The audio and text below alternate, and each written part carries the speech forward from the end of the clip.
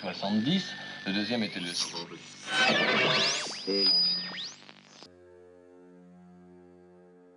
Mes chers compatriotes,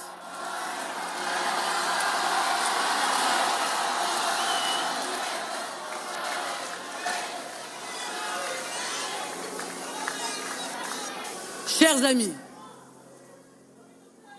nous voilà presque arrivés au bout du chemin. D'un chemin pour la défense du peuple. Un long chemin, souvent pentu, toujours semé d'embûches, traversé de bourrasques. Chemin que nous avons parcouru avec chevillé au corps le sentiment qu'il nous fallait porter le message d'amour du pays, d'attachement à la nation, d'unité du peuple français. Nous avons été entendus et nous voici au second tour de cette élection présidentielle.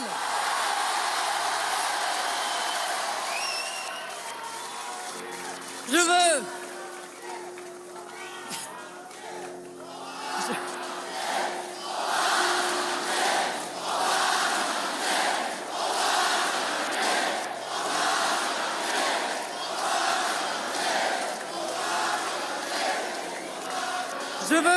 vous en remercier. Compagnons fidèles et courageux, Sherpas silencieux et infatigables de cette conquête des sommets, mais aussi remercier ceux qui nous ont apporté, avec leur vote et donc leur confiance, la force de les atteindre. Merci donc à vous, merci à vous tous, Français patriotes, de nous avoir accompagnés dans ce long périple. Merci de nous avoir aidés, soutenus, d'avoir été les compagnons de route, fidèles et courageux, sans lesquels, je vous le dis avec émotion et gratitude, aucun succès n'est possible.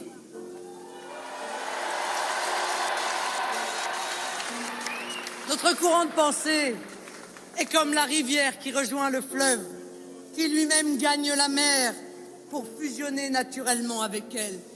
Nous y sommes prêts, nous qui avons le plus beau des messages à délivrer, le plus envie de conquérir les cœurs et les âmes de ceux qui doutent encore, de ceux qui désespèrent, et parfois seraient tentés par une résignation désormais injustifiable, tant l'espoir du redressement se lève. C'est pourquoi je dis aux abstentionnistes, venez voter. Si le peuple vote, le peuple gagne.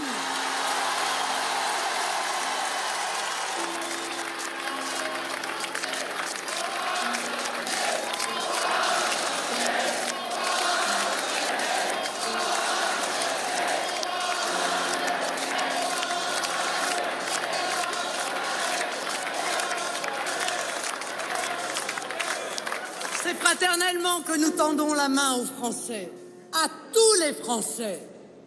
Une main ferme pour ceux qui veulent avec nous participer à la conquête de l'avenir. Une main engageante pour ceux qui nous découvrent. Une main secourable pour ceux qui en ont besoin. Mais toujours, mes amis, une main amicale et respectueuse. C'est aujourd'hui plus que jamais à tous les Français que nous parlons. Ces Français de métropole, d'outre-mer et du monde. Ces Français de cette France sur laquelle le soleil ne se couche jamais. Ces Français présents dans le monde entier, sur tous les continents, et qui ont amené avec eux une part de notre beau pays. Français d'histoire ou Français de rencontre, Français de mémoire et Français de cœur, nous avons en nous cette flamme de la patrie qui brûle, ce lien si particulier qui fait de tous nos compatriotes, d'où qu'ils viennent, des frères, héritiers d'un peuple bâtisseur et découvreur, de chercheurs et d'inventeurs, d'un peuple qui a tant de fois fait la preuve de son génie et de sa bonté. Nous n'avons pas honte du passé, pas peur du présent. Nous avons hâte de l'avenir.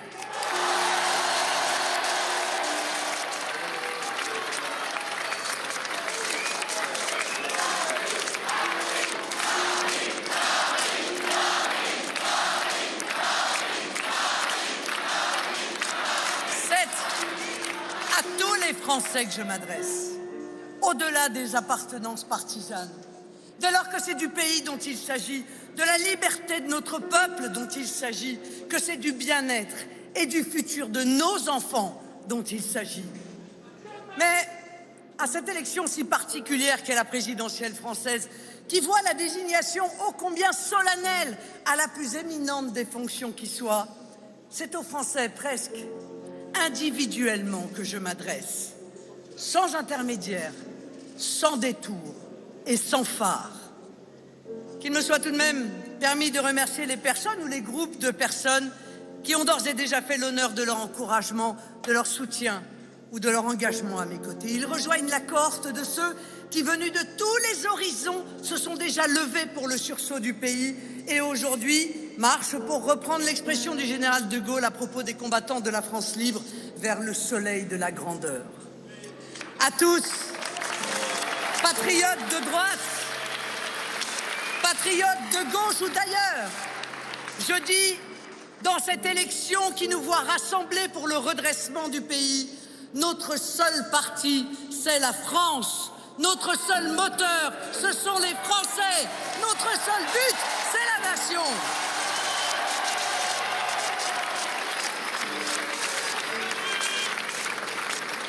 Qu'il me soit tout de même autorisé de dire, avec reconnaissance, que leur appui témoigne de l'ampleur, de la richesse, de la diversité du rassemblement populaire qui est en train de se créer. Cela est sain lorsque l'intérêt national est en jeu, lorsqu'il nous faut rompre avec l'iniquité d'un pouvoir, lorsque les hommes de bonne volonté prennent le parti de surmonter leurs divergences ponctuelles, lorsque l'essentiel est en jeu. Que cela puisse inspirer d'autres ralliements, d'autres soutiens, d'autres marques positives que j'accueillerai avec le même bonheur, la même humilité, comme un geste qui encourage, mais je vous le dis aussi, comme un signe, une relation qui oblige, qui m'oblige. Cela, chacun peut le comprendre. Au terme d'un quinquennat qui aura divisé, méprisé, blessé et erré.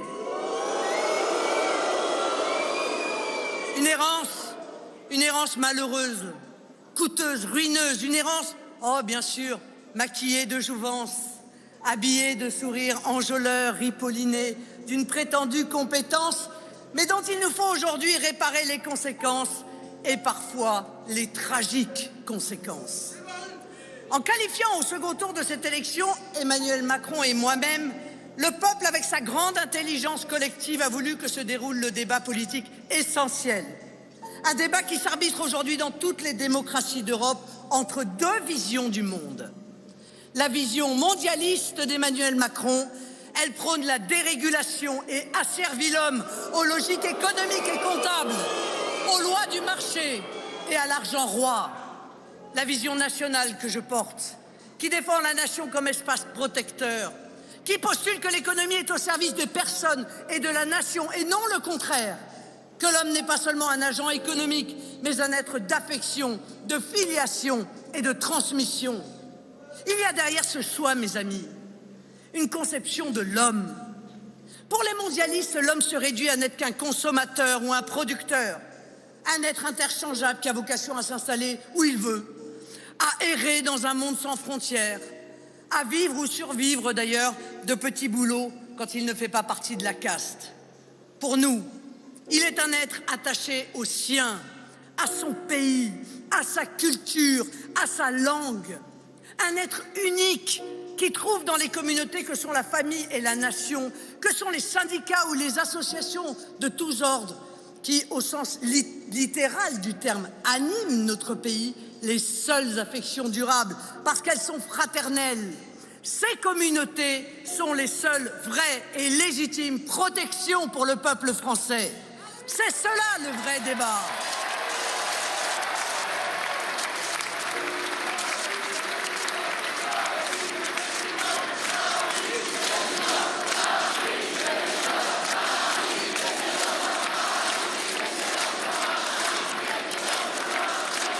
C'est ce débat, mes amis, qu'ont voulu les Français.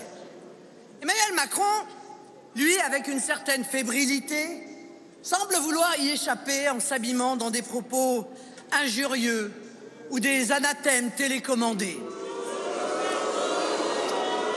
Je le dis avec gravité un candidat à la présidentielle au second tour ne devrait pas se comporter ainsi.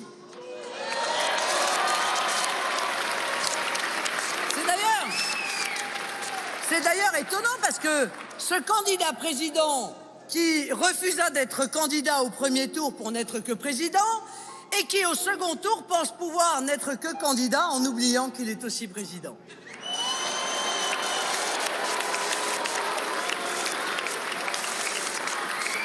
Le 24 avril, si les Français ont à faire barrage, c'est au retour d'Emmanuel Macron.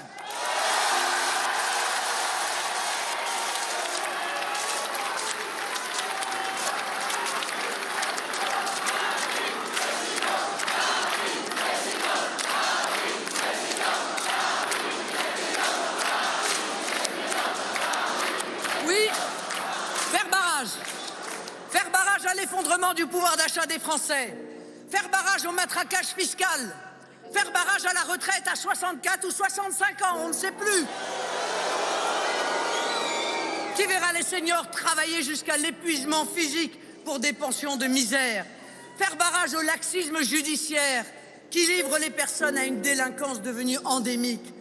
Faire barrage à une immigration qui met en péril l'équilibre de nos systèmes sociaux et justifie une dépense d'énergie dont la société aurait besoin dans d'autres projets.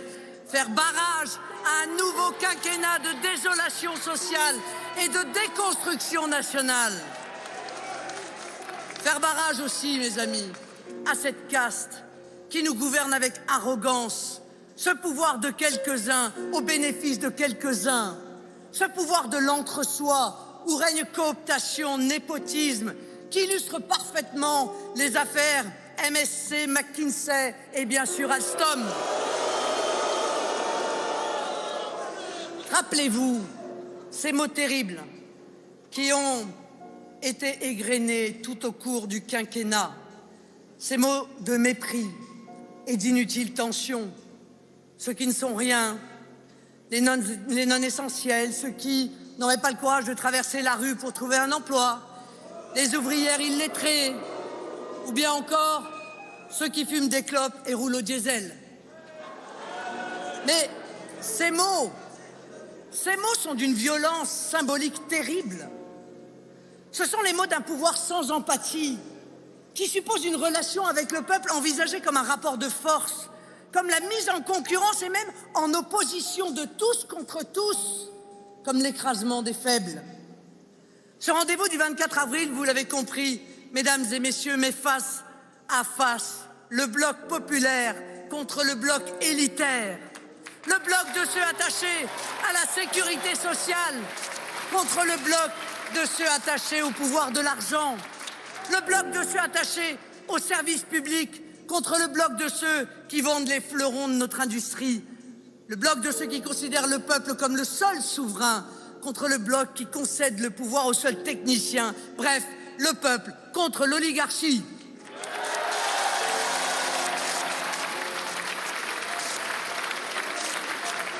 Mais cette oligarchie ne représente ni la compétence, pardon, elle a effondré l'école et l'hôpital public, ni le sérieux. Emmanuel Macron laisse 600 milliards d'euros de dettes supplémentaires à notre pays. Ni la morale. Les affaires politico-judiciaires font régulièrement la une des journaux. Ce peuple, en revanche, c'est vous. Personne modeste, personne des classes moyennes ou même des classes aisées qui subissait ce pouvoir, qui le jugeait pour ce qu'il est. Ce pouvoir dont vous ne voulez plus, dont en réalité plus grand monde ne veut. Emmanuel Macron n'était pas l'homme d'une nouvelle ère, mais le dernier avatar d'un système qui a vécu. Je crois enfin que le moment est venu de fermer une parenthèse d'un système à bout de souffle.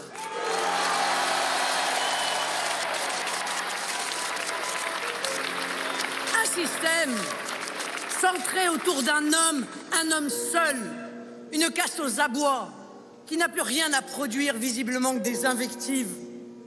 Un régime qui n'a plus rien à apporter que des scandales et des polémiques, et dont le seul projet est de se perpétuer. Bref, un système qui n'a plus rien à dire que encore.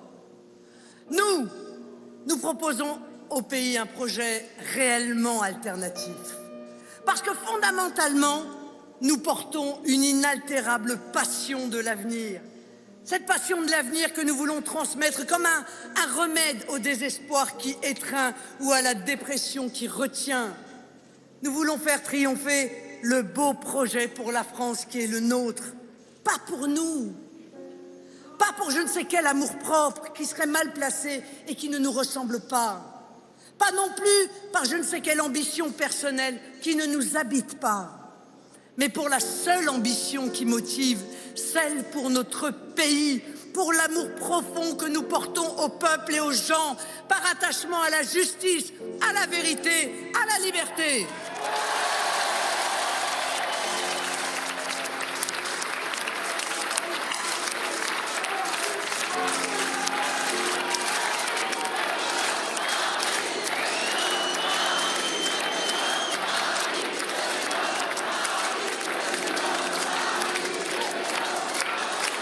Et je crois que notre projet ressemble à la France. Cette France qu'on aime. Cette France qui inventa la nation. Qui défendit tout au long de son histoire le droit des peuples. Fonda son pacte social sur la naturelle solidarité nationale. Cette France qui ne demande qu'à éclairer à nouveau le monde de sa lumière. Je crois qu'il correspond à la France d'aujourd'hui, en proie aux doutes et aux multiples fracturations du temps et des hommes, et qui a besoin de se ressourcer dans ses principes fondateurs. La sécurité républicaine face à la loi des mafias et des caïdas. La laïcité qui doit être réaffirmée devant la poussée d'un obscurantisme qui opprime les femmes, défie nos valeurs et verse dans le terrorisme. L'égalité, celle de la justice sociale, celle de la méritocratie, celle qui donne à chacun la chance d'évoluer dans la société, la liberté, celle de s'exprimer, de penser, de créer, d'entreprendre, de prescrire ou même de rêver, libertés qui ont été tant bafouées durant ce quinquennat. Il est maintenant temps de remettre la France en ordre. Nous le ferons en 5 ans.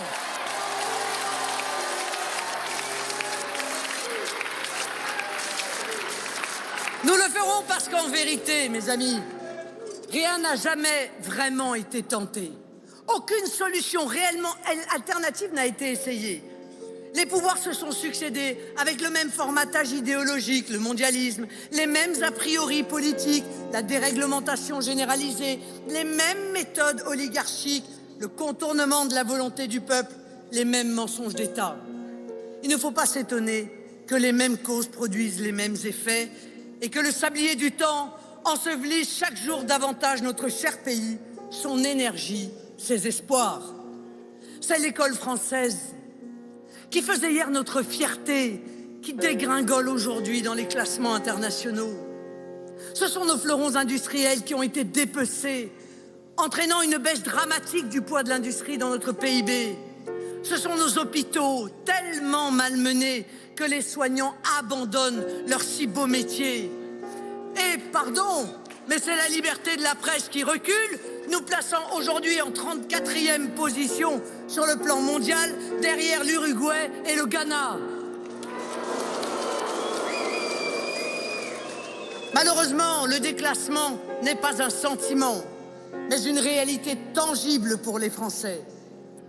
Nous, ce que nous proposons pour son redressement, nous le ferons.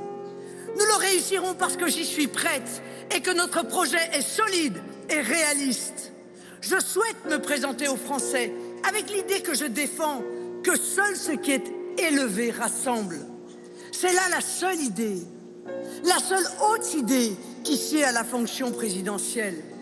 S'élever au-dessus des partis, des factions, des intérêts particuliers, des petites mesquineries pour ne servir que l'intérêt général, le bien commun, le destin national. Notre projet, vous le savez, nous l'avons voulu équilibrer parce que la raison le commande et la fonction présidentielle l'exige.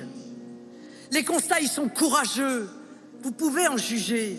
Sans concession, nous prenons le peuple français pour un peuple adulte. Les mises en perspective sont toujours exprimées de manière sobre, étayée, chiffrée. La vérité, mes amis, n'a pas besoin d'excès. Il n'est pas de remède, bien sûr, sans appréhender les symptômes. Il n'est pas de guérison sans poser un diagnostic lucide. Les solutions, elles, nous sont inspirées par une seule logique.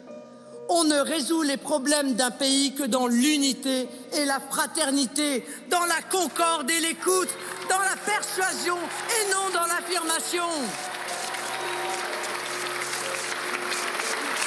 Bien sûr que nous avons voulu ce projet complet parce que, institutionnellement, l'ampleur des responsabilités d'un président de la République française l'amène à embrasser tous les sujets, les plus internationaux comme les plus individuels, intervenir à l'ONU et le lendemain trouver une solution pour aider une mère célibataire ou une femme victime de violences conjugales. Mais surtout parce que politiquement, les Français ont un droit inaliénable à une protection complète, la protection physique comme la protection sociale. C'est la protection du régalien, la justice, la police, l'armée, la sécurité, la tranquillité, le contrôle de l'immigration, de la préservation de nos identités nationales ou locales.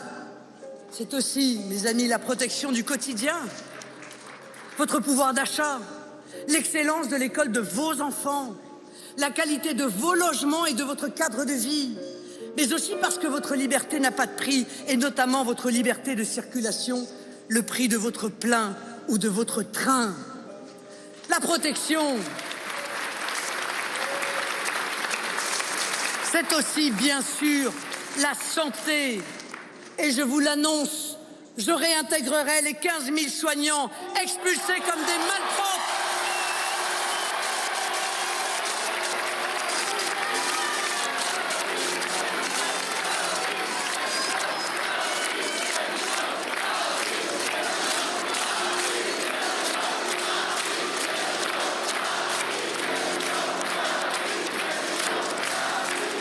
Mais je ne me limiterai pas, mes chers amis, à les réintégrer. Je leur verserai les salaires dont ils ont été injustement privés, en les jetant dans l'angoisse et le désespoir. Et oui, je l'assume. Se préoccuper de la vie concrète de nos compatriotes, c'est aussi cela, être président de la République. Et j'ose même penser que le fait d'être une femme est sur ce point un atout.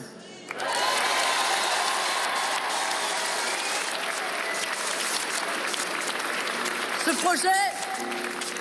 projet, il veut renouer avec une ambition, celle de rendre à la France sa place dans le monde, celle d'une France respectée pour sa bienveillance, admirée par son rayonnement suivi pour son indépendance.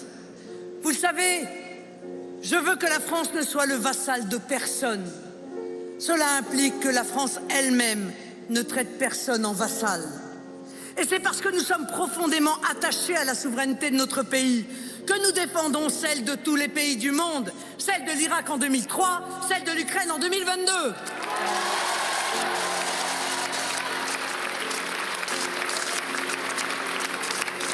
La France, elle doit redevenir une puissance de paix, une ambassadrice du respect des peuples, le défenseur des pays sans voix, l'artisan d'un dialogue entre les nations. C'est pourquoi, si je suis élu, je proposerai que l'Inde rejoigne les membres permanents du Conseil de sécurité, ainsi qu'un pays africain qui pourrait être celui qui préside l'Union africaine. Cette réforme des instances internationales m'apparaît correspondre au monde d'aujourd'hui, ce monde multipolaire, et participera, j'en suis convaincu, à la stabilité du monde. Pour tout vous dire, j'influerai pour que ce siège africain soit attribué au Sénégal, pays sage et respecté de la Grande Afrique. Non, nous ne sommes pas refermés sur nous-mêmes. Nous ne sommes pas refermés sur nous-mêmes. Nous regardons le monde. Nous œuvrerons à la mise en place d'une instance de coopération des pays méditerranéens, projet heureux d'un quinquennat précédent qui, malheureusement, n'a pas abouti. Nous nous appuierons pour cela notamment sur des pays amis comme le Maroc et Israël. Ma première visite sera consacrée à l'Europe, Au titre de la présidence française du Conseil de l'Union européenne, je réunirai les chefs d'État et de gouvernement européens pour évoquer les évolutions nécessaires pour remettre les instances européennes au service des peuples et transformer peu à peu l'Union européenne en une alliance européenne des nations.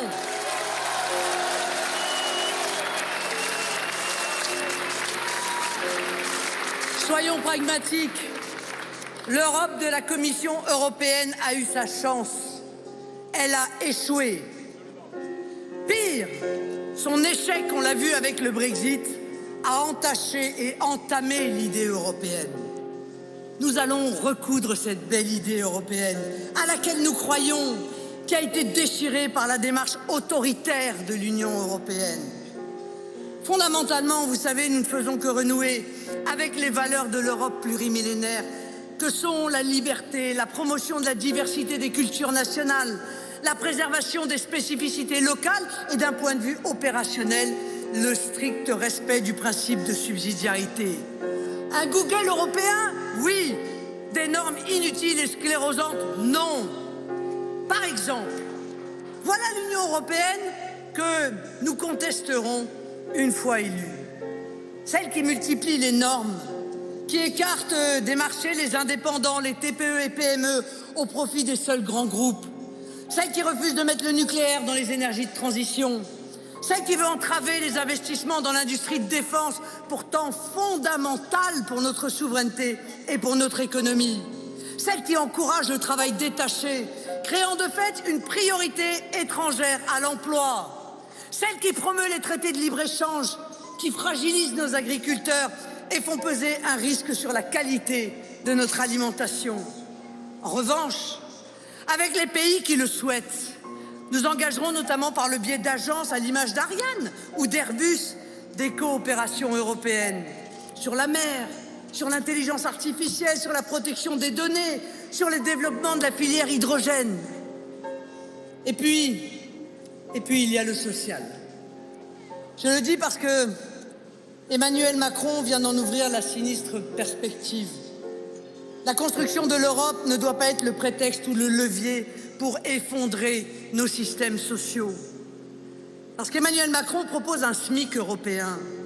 Vous devez savoir ce que cela signifie.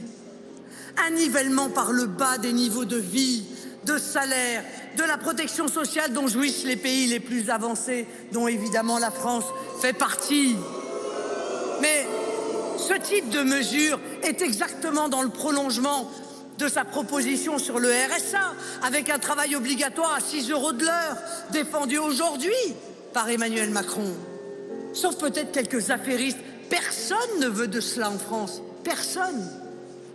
Moi, au contraire, je rendrai leur argent aux Français. Je remettrai à l'honneur la valeur travail. Et pour cela, nous nous attacherons à ce que le travail paie.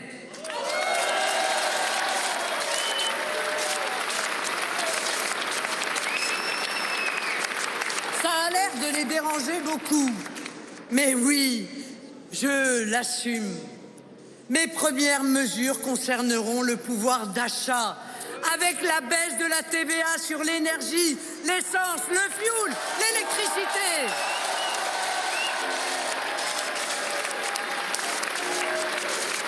Et le passage à 0 TVA sur un panier de 100 produits de première nécessité. C'est urgent.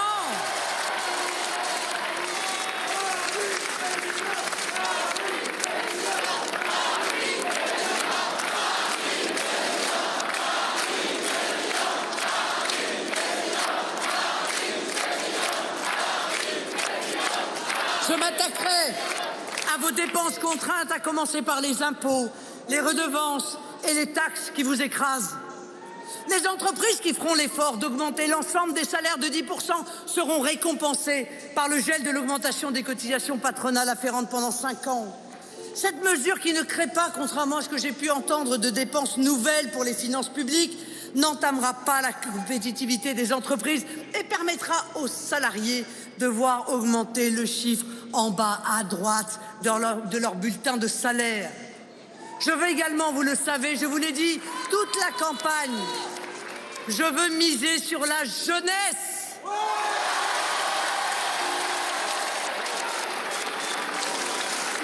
je veux permettre à nos enfants de se lancer dans la vie, de s'installer. C'est pour cela que je souhaite que les alternants et apprentis voient leur salaire revalorisé de 230 à 330 € selon leur âge. Mais l'apprentissage et l'alternance doivent redevenir la voie royale vers le marché du travail. Et nous donnerons une prime aux étudiants qui travaillent. Pourquoi? Eh bien justement parce qu'ils travaillent.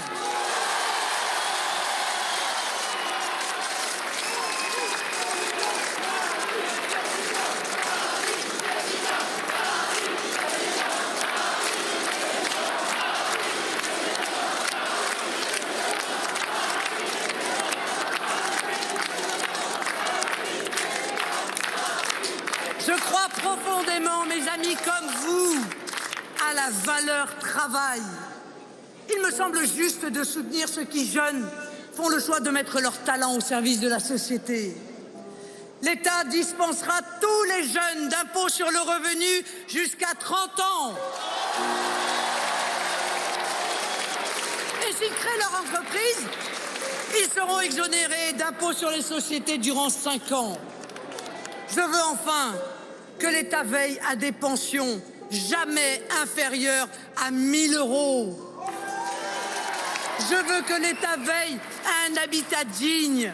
Je veux aussi que l'État veille à soutenir les aidants, quand tant de familles doivent se débrouiller seules et supporter des pertes de revenus parfois importantes. Je pense notamment aux familles de personnes touchées par la maladie d'Alzheimer. Nous appuierons, mes amis. Nous appuierons le retour d'une croissance soutenue, de la prospérité, de la création d'emplois, notamment des jeunes, grâce à un changement de modèle économique plus patriote, plus écologique, plus sûr. Mais c'est le localisme. Eh oui, c'est le localisme la solution. C'est-à-dire la production et la consommation sur place, ce qui suppose la mise en œuvre de circuits courts, une politique de labels, les étiquetages d'origine, une lutte contre les fraudes à l'importation, la valorisation du savoir-faire français, la culture de l'excellence française. L'écologie, ça n'est pas empêcher les plus pauvres de nos compatriotes d'entrer dans les villes à cause des zones à faible émission parce que leur voiture serait trop vieille.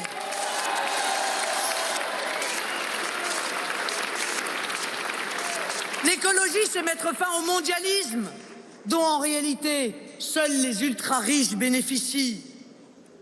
Préserver notre modèle social et en même temps préserver notre planète, eh bien voilà 2 facettes de mon modèle économique.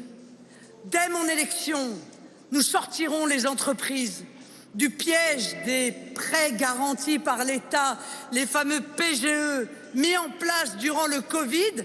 Mais il faut aider les entreprises par un rééchelonnement adapté des remboursements sans inscription à la Banque de France. Il serait quand même particulièrement injuste que les entreprises périssent d'un dispositif qui était censé les sauver.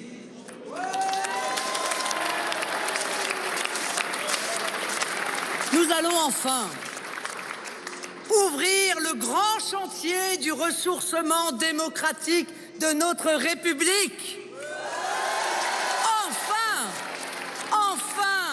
Nous allons donner corps aux légitimes revendications des mouvements de rue injustement réprimés, comme les Gilets jaunes, en instaurant le référendum d'initiative citoyenne.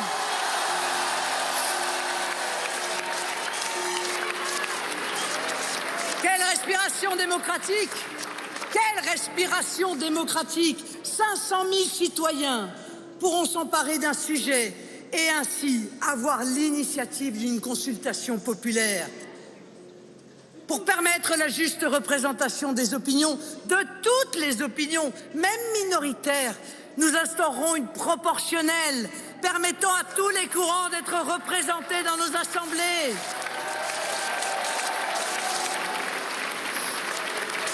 Et puis, parce qu'il faut donner l'exemple, et que nous voulons sans attendre éveiller cette démocratie référendaire, nous engagerons le référendum sur l'immigration pour soumettre ce sujet au pays. Un grand débat, mes amis. Un grand débat qui n'a jamais eu lieu. Il faut en faire arbitrer les solutions clés en main directement par les électeurs. Enfin, parce que la liberté des citoyens est au cœur de mon projet, je rendrai à tous les Français, des villes, des banlieues ou des campagnes, leur sécurité et même leur tranquillité.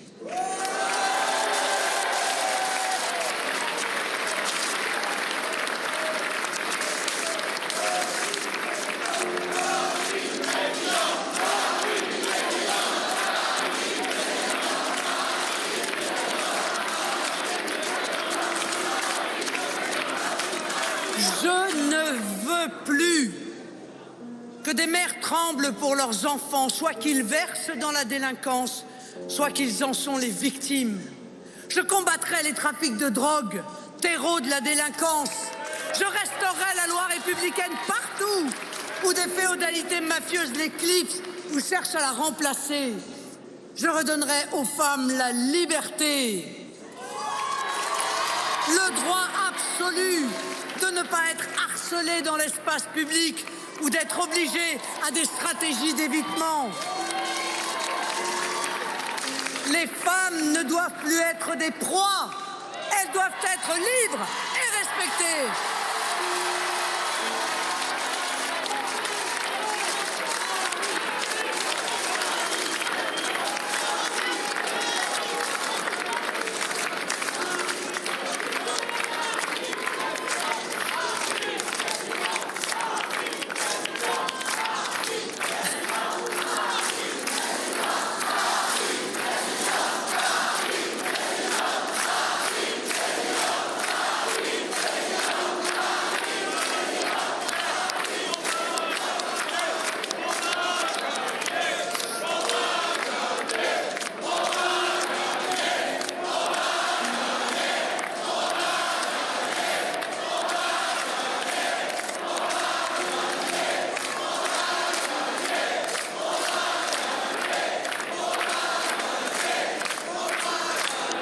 Enfin, mes amis, parce que l'élection présidentielle permet de dessiner le pays que nous voulons organiser.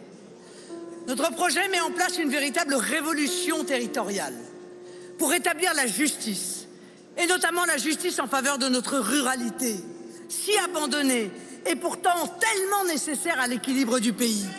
Notre grand projet d'aménagement du territoire, vous le savez, porte le nom de démétropolisation. Oh, ça paraît un peu barbare comme ça, comme nom. Mais il s'agit en réalité pour l'État stratège de reprendre en main l'aménagement du territoire pour mettre fin à la concentration d'activités uniquement dans les métropoles régionales ou nationales, laissant de côté des millions de Français. Il y a eu une politique de la ville, avec moi, il y aura une grande politique des campagnes.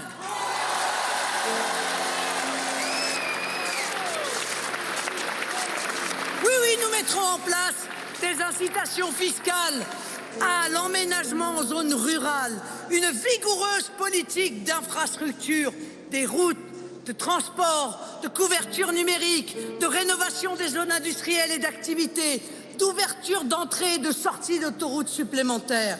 Nous y encouragerons l'installation de pôles d'excellence, nous rééquilibrerons les subventions, nous restituerons aux maires leur pouvoir afin de rétablir dans notre pays la démocratie de proximité, mais aussi la démocratie de contrôle.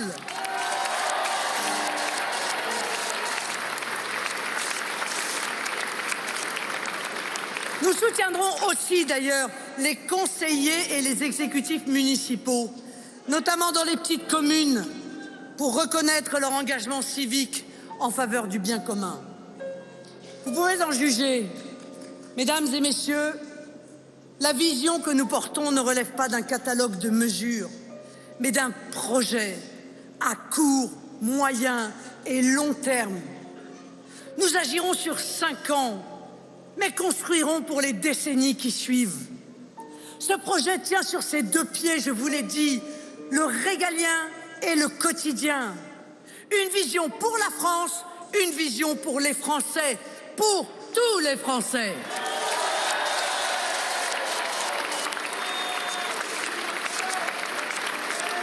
Je dis pour tous les Français parce que nous sortons d'une période où l'action publique ne fut pas au bénéfice de tous, mais au bénéfice de quelques-uns. Alors, vous l'avez vu, depuis quelques jours, la perspective d'une victoire de l'opposition à Emmanuel Macron semble leur faire perdre leur sang-froid. Et même tout bon sens. Les fake news, les procès d'intention, les provocations, les outrances, les diffamations foisonnent.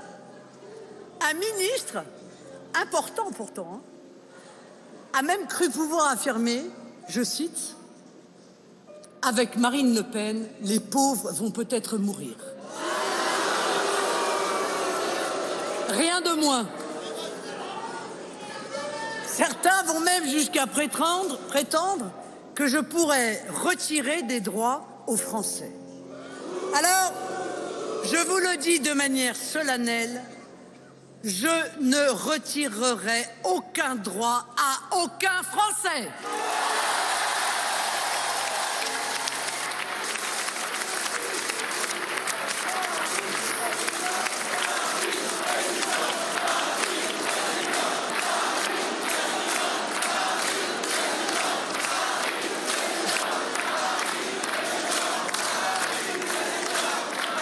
Avouez-le, on nage depuis 3 jours dans le grand n'importe quoi, dans une paranoïa totalement puérile. Alors, pardon, mais comme beaucoup de Français, comme peut-être, et je le crois, une majorité, moi je crois, c'est un quinquennat de plus d'Emmanuel Macron qui est un risque pour le pays.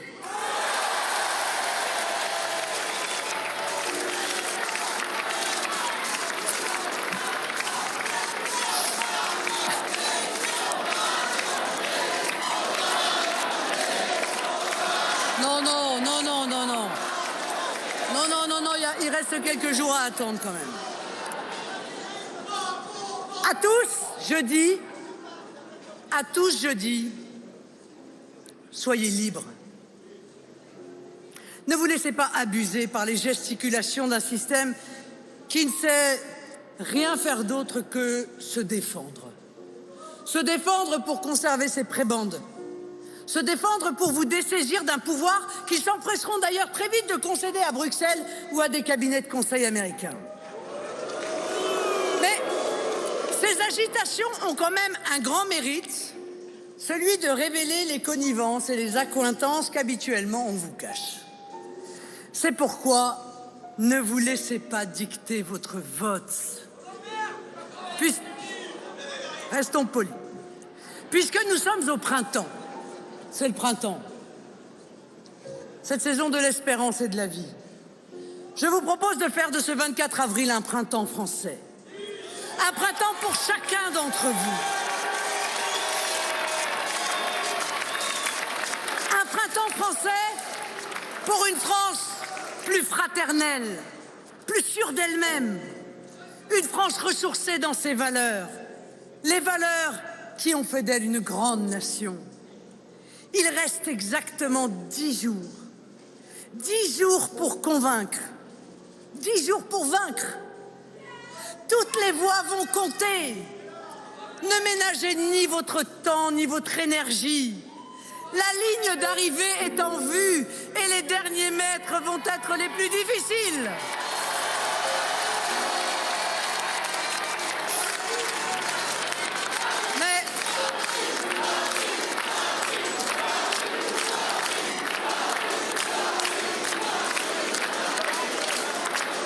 Mais mes amis, je sais combien la volonté de notre peuple est puissante et combien sa détermination à reprendre le contrôle est forte. C'est pourquoi, mes amis, ne doutons pas dans la victoire. Elle n'a jamais été si proche. Ce sera la victoire de la France, une victoire pour tous les Français. Vive la République, vive la France!